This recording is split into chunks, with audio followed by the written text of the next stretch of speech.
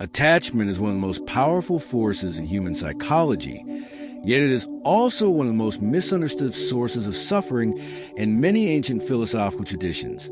Especially Stoicism, observe that much of human misery does not arise from events themselves, but from the emotional dependency we develop toward people, outcomes, possessions, and identities. When we examine the teachings of thinkers like Epictetus, Marcus Aurelius, and Seneca, we discover a recurring theme that suffering grows wherever attachment is mistaken for ownership or permanence, because attachment subtly convinces the mind that something external is necessary for inner stability, and the moment we believe that our happiness depends on a particular person loving us, a specific outcome happening, a career succeeding, or a reputation remaining intact, we unknowingly place our emotional equilibrium into the hands of forces we cannot control.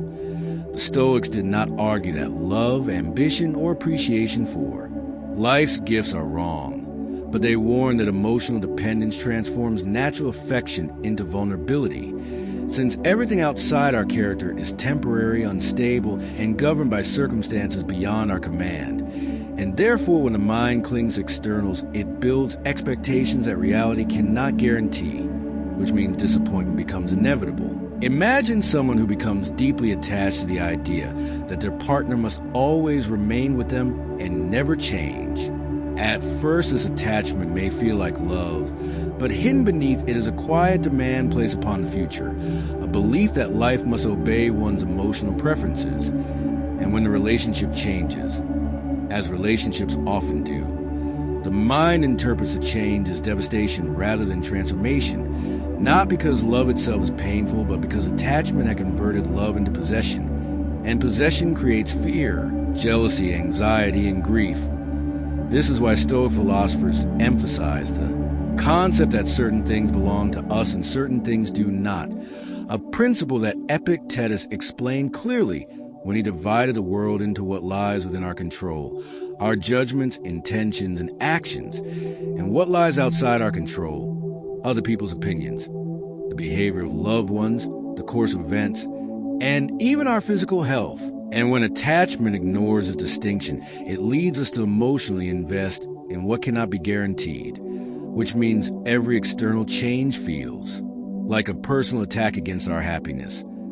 Consider how often people suffer not because they lost something, but because they believe they were entitled to keep it forever, a belief that quietly ignores the fundamental reality of impermanence that governs existence. And this illusion of permanence makes attachment psychologically dangerous because it creates resistance against the natural flow of life, causing the mind to cling desperately to what is already changing. Marcus Aurelius frequently reflected on this truth in his personal writings, reminding himself that everything, from friendships to empires, exists only temporarily within a larger movement of time, and rather than seeing this as depressing, he treated it as a liberating realization, because once you accept that everything external is borrowed rather than owned, appreciation replaces clinging and gratitude replaces fear. And when gratitude replaces attachment, the emotional tone of life changes dramatically.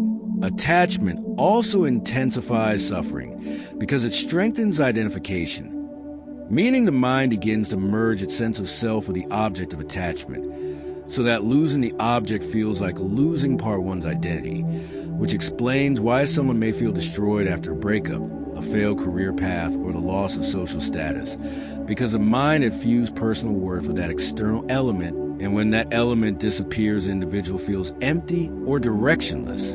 Stoic philosophy offers an antidote by encouraging people to build their identity around internal virtues, wisdom, courage, justice, and self-discipline, qualities that cannot be taken away by circumstance. And when identity is grounded in character rather than possessions or relationships, external change no longer threatens a foundation to self. Another reason attachment causes suffering is that it amplifies fear, because whenever the mind becomes attached, it immediately begins worrying about losing what it loves, and therefore attachment creates a strange paradox in which the very thing that brings pleasure also produces anxiety, since the mind continuously imagines scenarios where that source of happiness might disappear. And And the stronger the attachment becomes, the stronger the fear of loss grows, leading people to experience jealousy in relationships, stress in careers, or insecurity about reputation. Seneca warned that the person who fears losing fortune is already enslaved by it, because their peace depends on something fragile, and true freedom emerges only when the mind realizes that happiness must come from the quality of one's character rather than the stability of circumstances.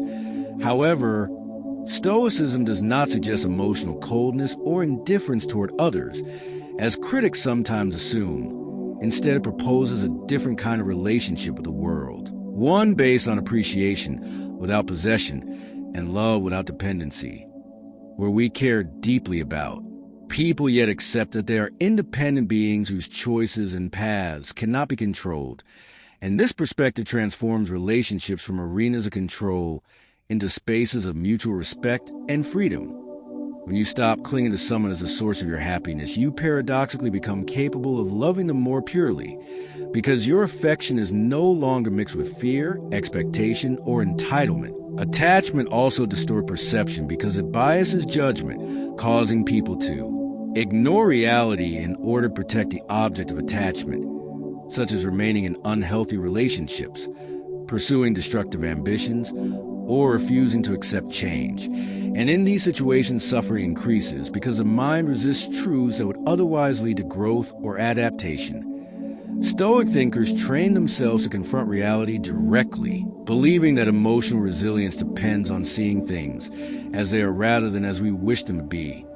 And this clarity allows a person to respond to change intelligently instead of reacting with denial or despair. Another important aspect of attachment-related suffering lies in a habit of mental storytelling, where the mind. If we continue examining why attachment becomes a deep source of suffering, we must look at the psychological mechanism through which the mind transforms temporary experiences into permanent expectations. Because attachment rarely begins as suffering. It usually begins as pleasure, comfort, or security, and over time a mind starts believing that this pleasant state must continue indefinitely. But reality does not operate according to human preferences, and therefore the gap between expectation and reality becomes a birthplace of emotional pain, a truth that philosophers within Stoicism repeatedly emphasized, especially thinkers like Epictetus, Marcus Aurelius, and Seneca, who argue that suffering does not arise merely from loss, but from belief that the lost thing was essential for happiness. When a person becomes emotionally attached to wealth, status, relationships, or approval, the mind quietly builds a narrative that says, "Without this, my life cannot be complete." And this narrative slowly becomes part of the individual's identity, meaning their sense of self becomes entangled with something that lies outside their control.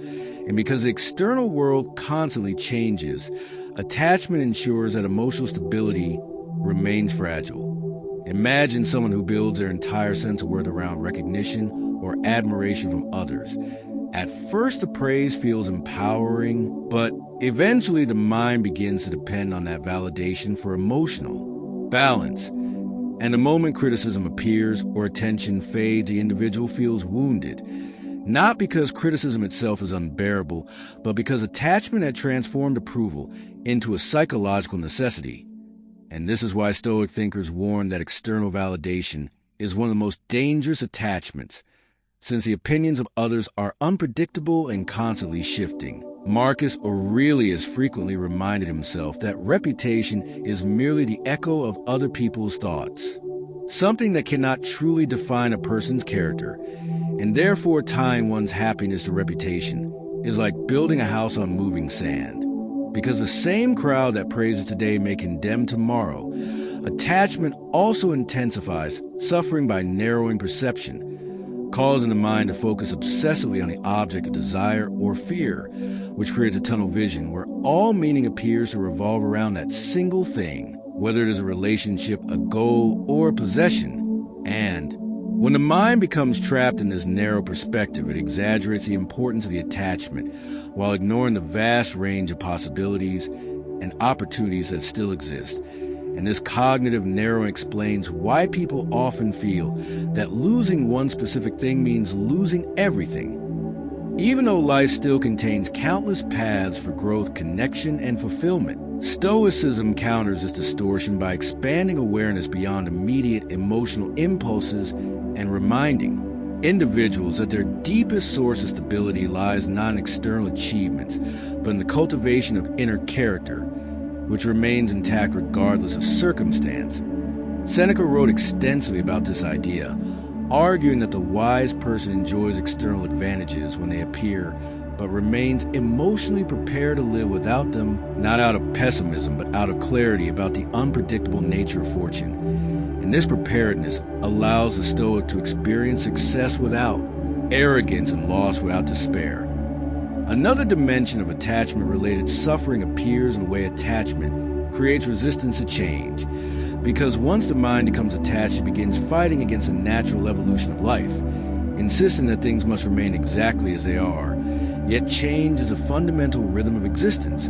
Relationships evolve, ambitions shift, people grow, and circumstances transform. And when attachment refuses to accept this constant movement, it produces frustration and grief, since the mind attempts to freeze a dynamic world into a static picture.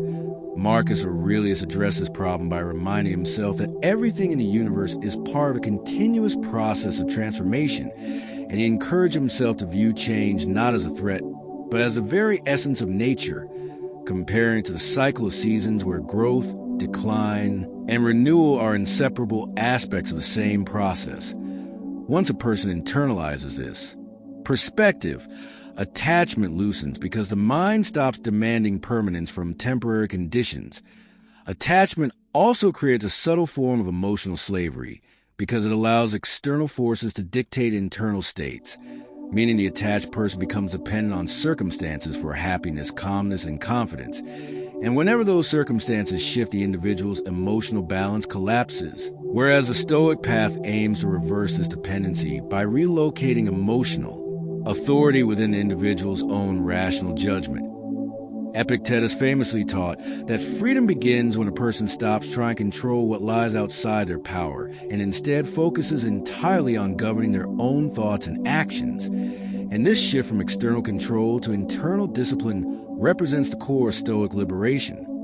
When attachment weakens, emotional reactions become more balanced because the mind no longer treats every change as a crisis, and instead of interpreting loss as destruction, the individual can view it as a natural event within a much larger flow of experiences.